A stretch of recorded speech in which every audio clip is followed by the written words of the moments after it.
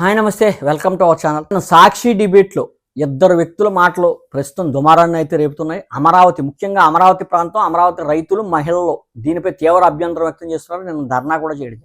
అసలు సాక్షి డిబేట్లో ఏం మాట్లాడుకున్నారు?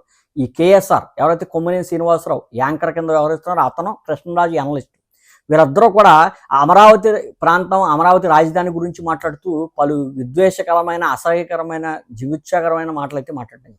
ముఖ్యంగా అమరావతి మీద ఉన్న జగన్మోహన్ రెడ్డికి సంబంధించిన విషయం కక్కినట్టుగా క్లియర్ కట్గా అర్థమవుతుంది.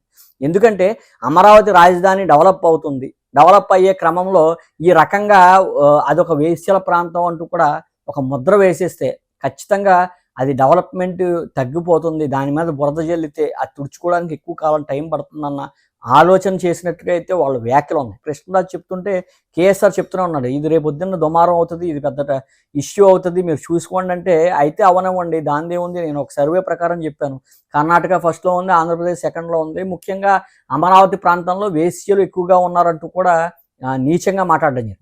అసలు అమరావతి రాజధానిని ఈ రకంగా బురద జల్లుతున్నారంటే కేవలం ఒక పథకం ప్రకారమే చేశారా, లేకపోతే యాదృచ్ఛికంగా మాట్లాడా అనేది తెలియాల్సి ఉంది. ఎందుకంటే అతను భావజాలం కానీ అతను విషయాన్ని కనుక మనం గమనిస్తే క్లియర్ కట్గా దాన్ని ఒక బురద జల్లే ప్రయత్నం చేశాడు. ఖచ్చితంగా అమరావతి రాజధాని ఒక వేశ్యల ప్రాంతం కింద కనుక మనం ముద్ర వేసేస్తే భవిష్యత్తులో అక్కడ పెట్టుబడులు కానీ అక్కడ అభివృద్ధి కానీ నోచుకోకుండా అయిపోతుంది. అదొక రెడ్ లైట్ ఏరియా మాదిరిగా ఇలాగా ప్రచారం చేస్తే దాని అభివృద్ధిని అడ్డుకోవచ్చన్న ప్రయత్నం చేస్తున్నారా అన్న అనుమానాలు ఉన్నాయి. ఎందుకంటే కృష్ణరాజుకు ఎవరైతే ఉన్నారో అతను కనీసం సిగ్గు శరం లేకుండా ఈ రకమైన వ్యాఖ్యలు అయితే చేశాడని చెప్పుకోవచ్చు. ఎందుకంటే అసలు అమరావతి రాజధానిగా గతంలో ఎంతో కొంత డెవలప్ అయింది. అయితే అనుకోకుండా ప్రభుత్వం కొన్ని మైనస్ల వల్ల అయితే ప్రభుత్వం, చంద్రబాబు నాయుడు గారి ప్రభుత్వం గద్దె దిగిపోవడం జరిగింది, జగన్మోహన్ రెడ్డి గారు రావడం జరిగింది.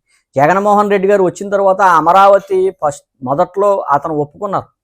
ఎప్పుడైతే చంద్రబాబు నాయుడు గారు అసెంబ్లీలో ప్రవేశపెట్టారో అమరావతి రాజధాని అయితే అందరికీ ఈక్వల్ ప్లేస్, అది మేము యాక్సెప్ట్ చేస్తున్నాం అని చెప్పిన జగన్మోహన్ రెడ్డి గారు, ఆయన పదవీ కాలం 5 సంవత్సరాలు కూడా అమరావతిలో ఎటువంటి అభివృద్ధి చేయలేదు.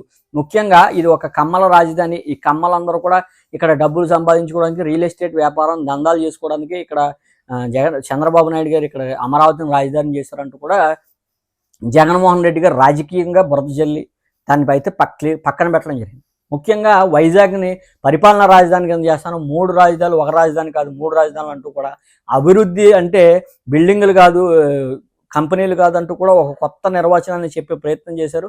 దానికి తగ్గ మూల్యం అయితే గత ఎలక్షన్లో ఆయన చెల్లించారని అయితే క్లియర్ కట్గా అర్థమవుతుంది. మరొకసారి అమరావతి రాజధాని మళ్ళా అభివృద్ధి పదంలో నడిపిద్దామనే ప్రయత్నాలు జరుగుతున్న సమయంలో అమరావతి అభివృద్ధిని అడ్డుకోవాలంటే ఏదో రకంగా బురద జల్లాలంటే ఈ రకంగా అదొక వేశ్యల రాజధాని, అక్కడ చుట్టుపక్కల అందరూ కూడా వేశ్యలు అంటూ కూడా ఒక ముద్ర వేస్తే కనుక దాని అభివృద్ధిని అడ్డుకోవచ్చు అన్న దురుద్దేశంతోనే ఆ కృష్ణరాజు మాట్లాడినట్టుగా క్లియర్ కట్గా అర్థమవుతుంది. ఏది ఏమైనా సరే ఇప్పుడు అక్కడ ఉన్న మహిళలు కానీ అక్కడ రైతులు కానీ తీవ్ర ఆందోళన చేస్తున్నారు. వాళ్ళిద్దరిని వెంటనే అరెస్ట్ చేయాలని కూడా డిమాండ్ చేస్తున్న పరిస్థితి. ముఖ్యంగా భారతి గారు, సాక్షి మేనేజ్మెంట్ బహిరంగంగా క్షమాపణ చెప్పాలంటూ కూడా ఆ మహిళలు పెద్ద ఎత్తున ఆందోళన చేస్తున్న పరిస్థితి అయితే అక్కడ ఉంది. వాళ్ళిద్దరూ కూడా మాట్లాడిన డిబేట్ కరెక్ట్ కాదు. ఎందుకంటే చంద్రబాబు నాయుడు గారు ఏం చేశారు, పలానా తప్పు చేశారు చెప్పండి, జగన్మోహన్ రెడ్డి గారు ఇది కరెక్ట్ చేశారు, ఇది కరెక్ట్ చేశారు, ఆయన ఉండగా ఇంత అభివృద్ధి జరిగింది, దాని గురించి మాట్లాడండి. లేదంటే రాజధాని పలానా కారణం వల్ల వద్దని చెప్పాలి. కానీ ఈ రకంగా రాజధాని మీద విషం జల్లి, బురద జల్లి, తద్వారా దానికి బ్యాడ్ నేమ్ తీసుకొచ్చి దాన్ని ఏదో రకంగా జనాల్లో ఒక తప్పుడు సంకేతాలు ఇవ్వాలని చెప్పి క్లియర్ కట్గా పథకం ప్రకారం కనుక చేస్తే కనుక ఇది చాలా పెద్ద మిస్టేక్ అవుతుంది.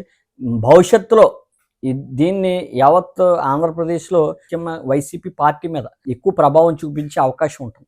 కాబట్టి దీనికి సంబంధించి ఇప్పటికే సాక్షి యాజమాన్యం కానీ స్పందించి అతను మాట్లాడిన అతని వ్యక్తిగత అభిప్రాయమా లేదంటే కనుక అది ఏంటనేది క్షమాపణ అయితే చెప్పాల్సిన అవసరం ఉంది. ఎందుకంటే అది టెలికాస్ట్ చేసింది, అది టెలికాస్ట్ చేయకుండా ఆపాల్సింది. కేవలం అసలు సంబంధం లేకుండా ఇప్పుడు వేశ్యలు ఎక్కడ ఎక్కువ ఉన్నారు, ఎక్కడ తక్కువ ఉన్నారు, నీ డిబేట్కి సంబంధించిన వేశ్యలకు సంబంధించిన డిబేట్ అయితే మాట్లాడొచ్చు. కానీ అసలు రాజధానికి సంబంధించిన డిబేట్లో మీరు ఆ రకంగా మాట్లాడుతున్నారంటే ఖచ్చితంగా విషయం చెప్పినట్టే కదా. భవిష్యత్తులో ఈ రకమైన డిబేట్లు ఆరోగ్యంగా మంచిది కాదు. టీడీపీ పార్టీ కూడా ఇంకా దిగజారిపోయి కనుక ఈ రకమైన మాటలు మాట్లాడితే భవిష్యత్తులో మరింత మూల్యం చెల్లించుకోవాల్సిన అవసరం ఉంటుందని కూడా చెప్తూ థ్యాంక్ యూ.